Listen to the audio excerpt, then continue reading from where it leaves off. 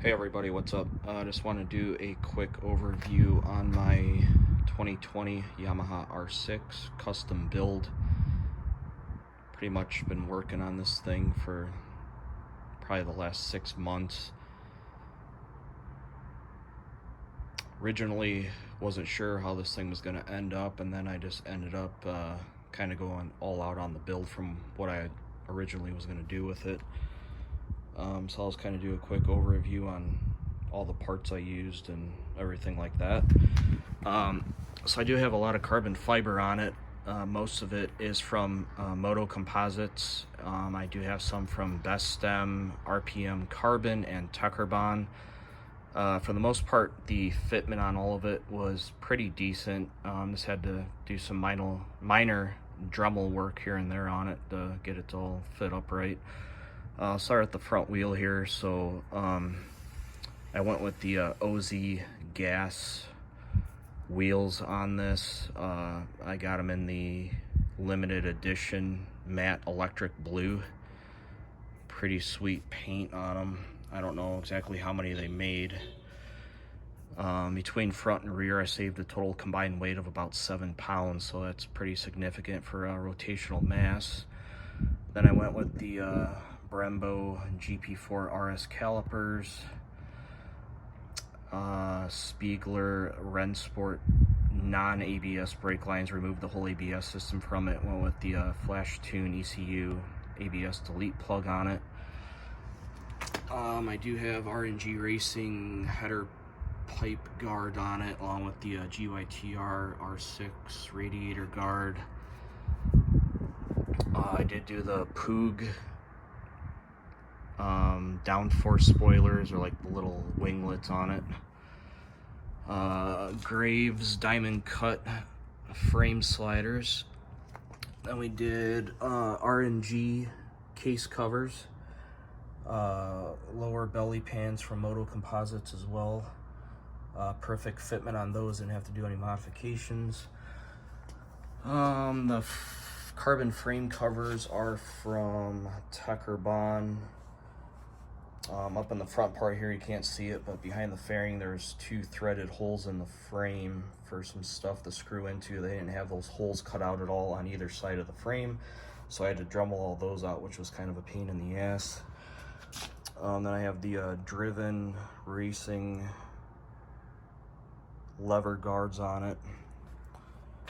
Also the domino grips, and I have a Graves Motorsports progressive throttle tube. Master cylinder, I upgraded to the Gale Speed VRC 17mm. Driven Halo clip-ons with the blue bars on it.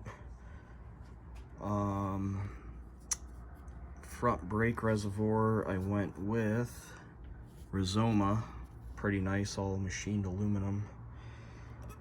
GPR V5 steering stabilizer. I did the Olean's fork carts, the NIX 30mm, I believe they are, the FGK 235s.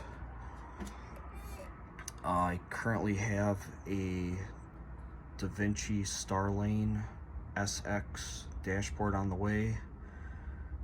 So that'll be pretty sweet when I get that installed. The capabilities of it and the technology is pretty crazy what it can do.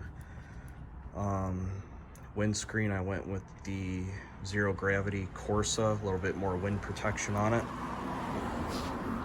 Also did the Driven Halo fuel cap base and the fuel cap. Carbon tank cover has the blue in it. That's from Motocomposites as well. RNG Racing carbon tank guards. Also did the stomp grip on there. Seat cover is from Louis Moto, company out of Canada. Excellent quality and fit. It's the diamond stitching I did with the blue in it. Seat cowl is from RPM Carbon, another company. They're based in, I think, Thailand. Pretty good quality. The tail side covers here I did from, I believe, Bestem. perfect fitment on these as well, with no modifications really needed. Let's see here, the rear brake fluid reservoir I think is also from Rizoma. Rear sets I did from Attack Performance. Really nice machining quality on those. Those took the longest to get. I think the wait was just over like 3 months. There was something to do with a material shortage on them. Exhaust system, I went with the Aero Thunder Competition, the full system with stainless steel headers on. I was gonna do titanium, but ended up going with stainless steel. Rear master cylinder is stock on it. Don't really use rear brakes, so wasn't worried about that. And then the rear brake on it, I did go with the underslung brake caliper from Behringer, and then the Superbike Unlimited bracket that they make specifically for it to go under there. All the hardware I have on the bike too is all from ProBolt, all titanium fasteners for the most part. So I did pretty much blue fasteners, or that purple haze color that they have. Evo Tech Performance, carbon GP lifters, T-Rex rear axle sliders, Light Tech chain adjusters, Gelfer wave rotor in the rear, as well as the Gelfer wave rotors in the front. Also the Poog front axle sliders. And then I had all these custom fluorescent neon yellow decals made up for it. New Rage Cycles rear fender eliminator, and then LED tail light, brake light. I didn't wire up the turn signals for it though, because I want to keep them separate. But the LED tail light's super bright, especially at night. And then I did the super light steel rear sprocket for the OZ wheels on this. Chain, I went with the EK ZV X3. Swing arm covers are from Motocomposites. Had to do little minor modifications on those.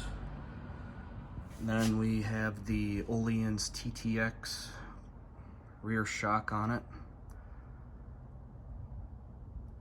So Attack Performance rear sets over here.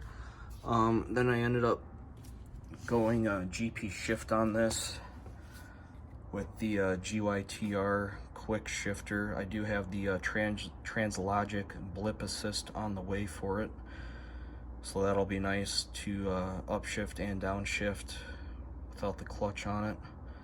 And also the pit warm-up button it has on it, where it'll blip the throttle for I think 100 times to warm the engine up.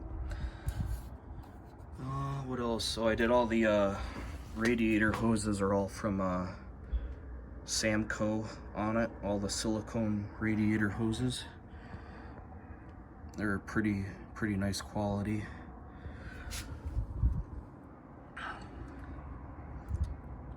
Airbox right now is stock for the most part, stock filter and everything. I do have EDR Performance velocity stacks along with a Sprint P08 air filter to put in it. I will have to send the ECU back though to EDR to get the mapping changed on it though for the velocity stacks. They claim 5 to 8 horsepower increase on it. I think it's a little overblown though. I don't think I'll get that much out of it, but we'll see. Also have the Rizoma stealth mirrors on it. They are really nice quality. Only complaint on them is that the mirror itself is a little small and hard to see out of, especially if you guys are like me. I'm always paranoid about somebody running into the back of me, so always watching my mirrors. And I also have some new race switch pods on the way. I went with a WRS for the left side. It's the street version of it, so it retains all the original buttons that are currently on there. And then for the right side, I did go with Apex Racing Development, which includes the key switch elimination button on it. So it does just have a regular button for power, and then your start, stop, all that stuff. So then I can take the key switch ignition out of this thing. Only have about 600 miles on it right now, so still in process of getting this thing broken in. Hopefully get it out on the track here.